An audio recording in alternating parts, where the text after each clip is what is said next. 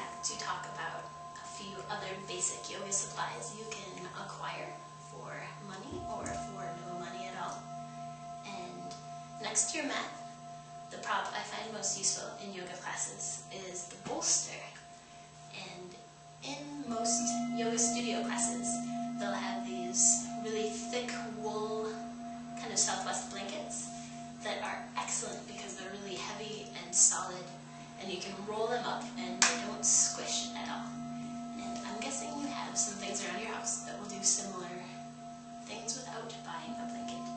For example, I have this fantastic polyester picnic blanket that my grandma made from me from old family clothes. You might not have a polyester blanket made by your grandma. I'm kind of proud of it. But what makes it a good blanket is it's not puffy, so it won't squish down, and it's pretty heavy for its weight, another anti-squish device. And I've just folded it into quarters and rolled it up, and now it's a nice big bolster for me. And this is my meditation pillow. I have not yet bought a zafu to meditate on, because this is the right height to keep my knees on the ground and comfortable when I'm meditating, and that's really important. And because this works, and it kind of has this family connection that makes it mean something to me, I'm really happy to have this as my zafu. I'm also really proud to be using a tall bolster because you need to use props to get you to where you can fully experience yoga. If you can kind of see the difference, I can have pretty good posture anyway. But when you're seated up on a bolster, if you've got tight hamstrings or a tight lower back, the angle between your hips and your back is a little bit more, and that lets your spine stretch up really tall. And that's really important for alignment and staying grounded. But when you're on the ground, it's much harder to keep this little curve coming, outward curve coming into the lower part of your back. And that's not good posture. It's not going to be comfortable. Your muscles are straining to keep you upright, and your spinal column is not cooperating. So use as big of a bolster as you need, please. So, and what was it? It was a heavy, solid material that's not going to squish. Makes you a good bolster. So these are a couple of old tapestries I had laying around. These are also a really nice, unsquishy bolster. Bolster is starting to sound very strange to me. So that's an upright. A couple other good bolsters I've used in a pinch before is a really old flat pillow that you can fold in half. And you sit on the folded edge, generally works better. And this is perhaps the most makeshift, but this is just a spare fitted sheet we have that I threw into a pillowcase. And that's not terribly squishy. It might only get you an inch or two up off the ground instead of 4 or 5, but that works. And any of these also can be unrolled a little bit, and then you get the cushioning effect of a blanket. So if you want to, I'm going to use this pose for 2 different reasons. If you have your yoga blanket, cushioning your knees in a pose like Anjaneyasana. A lot of times this can be painful for your knees. I've definitely had that come and go. And the blanket is just a way to be kind to yourself. It's enough padding that your knees aren't going to start screaming, and you can concentrate on the stretch you're getting.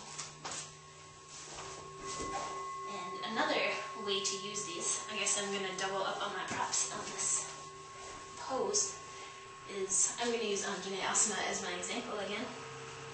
And that's just a low lunge with your back knee on the ground. Can also be off. But this pose is so great for opening up your psoas, but you can only get the stretch so much as your muscles aren't fighting it.